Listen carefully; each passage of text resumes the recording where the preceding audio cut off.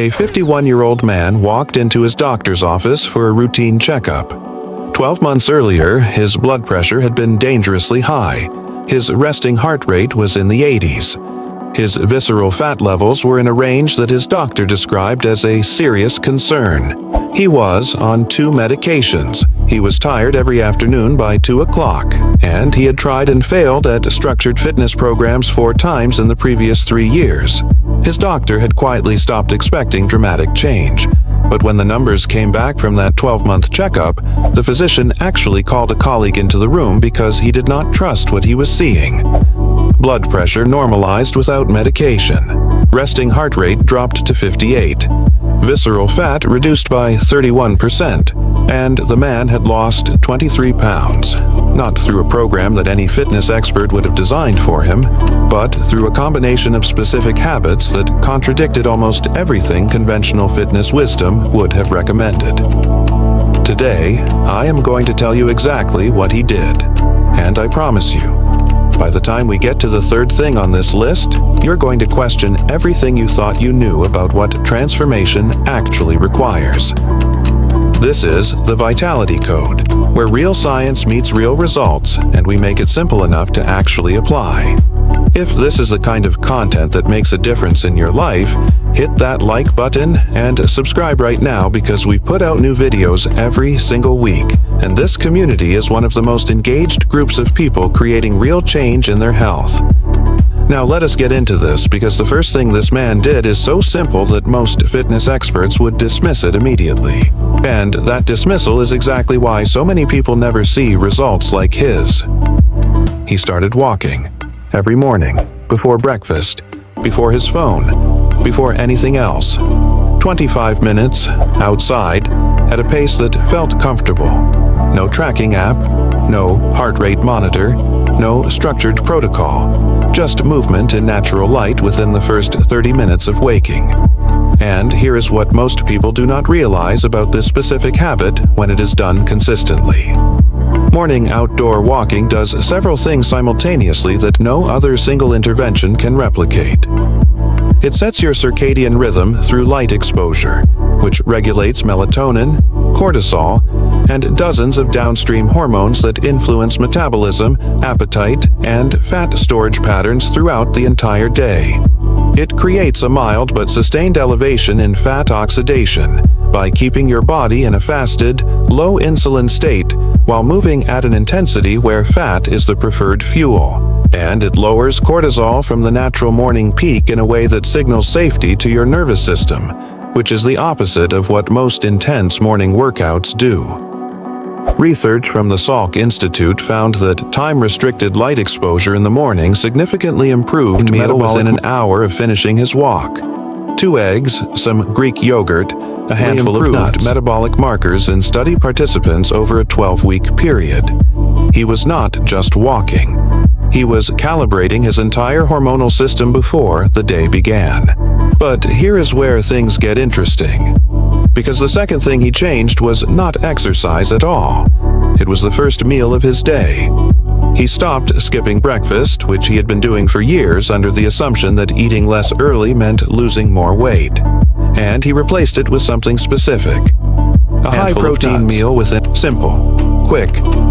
Nothing that required preparation the night before or complicated cooking in the morning. And the effect on his hunger, his cravings, and his total daily food intake was something he described as feeling like a different person by mid-afternoon. The science behind this is some of the most consistent in all of nutrition research. A study from the University of Missouri found that a high-protein breakfast reduced activity in brain regions associated with food cravings and reward-driven eating for the entire following day.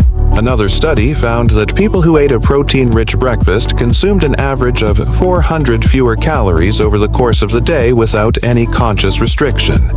He was not trying to eat less. His biology was simply no longer driving him to eat more. The surprising part is what he did not do. He did not join a gym. He did not follow a structured training program. He did not count calories or track macros. He did not buy supplements or meal replacement products. What he did instead was something that fitness experts rarely talk about because it does not fit neatly into the paradigm of intense effort and sacrifice that the industry has built its identity around. He made his environment do the work. He removed the foods from his kitchen that he knew he would eat mindlessly in the evenings. Not because he was restricting himself, but because he decided that his environment should reflect his intentions rather than undermine them. He put a glass of water on his nightstand every night, so the first thing he did each morning was drink it before he even stood up. He moved his walking shoes to the front door so there was no decision to make in the morning. He started eating dinner 30 minutes earlier, not as a calorie strategy, but because he noticed he slept better when his digestion had more time to settle before bed. These were not dramatic interventions. They were small architectural changes to his daily environment that removed friction from the behaviors he wanted to repeat and added friction to the ones he wanted to reduce. That is not even the most important part, because around month 3, something happened that he had not anticipated and that his doctor later described as the most clinically significant change in his entire transformation. His sleep changed. Not because he started a sleep protocol or took a supplement, but because the morning walks were regulating his circadian rhythm, the protein-rich breakfasts were stabilizing his blood sugar throughout the day, and the earlier dinners were giving his body more time to lower its core temperature before bed, which is the primary physiological signal that triggers deep sleep onset. He was falling asleep faster, spending more time in slow-wave deep sleep, and waking up actually rested for the first time in years. And here is why this matters for transformation specifically. Deep sleep is when your body releases the majority of its daily growth hormone, which drives fat metabolism and muscle preservation overnight. It is when cortisol resets to healthy baseline levels. It is when ghrelin and leptin, your hunger and fullness hormones, recalibrate. When his sleep improved, every other system in his body started working better. His energy increased. His food choices improved naturally. His body composition began shifting faster. Sleep was not a side effect of his transformation. It became the engine of it. What happened next shocked his doctor and frankly would shock most fitness professionals. Around month 4, without adding any formal resistance training to his routine, his muscle mass had measurably increased. The explanation lies in something most people do not know about daily walking at a moderate pace. When done consistently and combined with adequate protein intake, walking creates a sufficient mechanical stimulus in the lower body, specifically the glutes, hamstrings, calves, and stabilizing muscles of the hip and core to trigger meaningful muscle protein synthesis, especially in someone who was previously sedentary. He was building muscle by walking and eating protein. Not a lot of muscle, but enough to raise his resting metabolic rate, improve his insulin sensitivity, and shift his body composition in ways that were visible and measurable. By month 6, the changes had compounded in a way that created what researchers call a positive feedback loop. Better sleep led to lower cortisol. Lower cortisol led to less visceral fat accumulation. Less visceral fat improved insulin sensitivity. Better insulin sensitivity made his cells more efficient at using food for fuel rather than storing it as fat. More efficient fuel use meant more consistent energy. More consistent energy meant more natural movement throughout the day. More movement meant higher daily calorie burn without any additional formal exercise. And all of it together was producing results that looked from the outside like the product of an intense, disciplined fitness program, but were actually the result of a few carefully chosen habits that had been allowed to compound over time. The fitness experts who reviewed his case were not dismissive. They were genuinely puzzled. Because his protocol violated so many of the assumptions that structured fitness programming is built on. No progressive overload program, no periodized cardio schedule, no macro tracking, no calorie deficit strategy.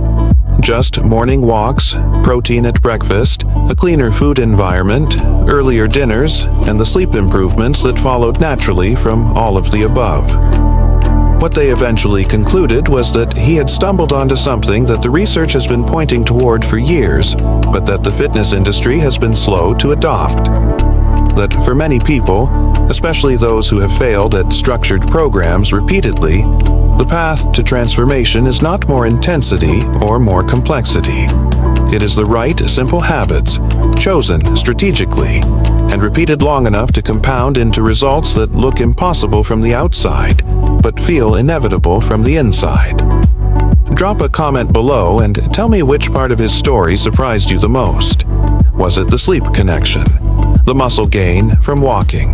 The fact that he never counted a single calorie?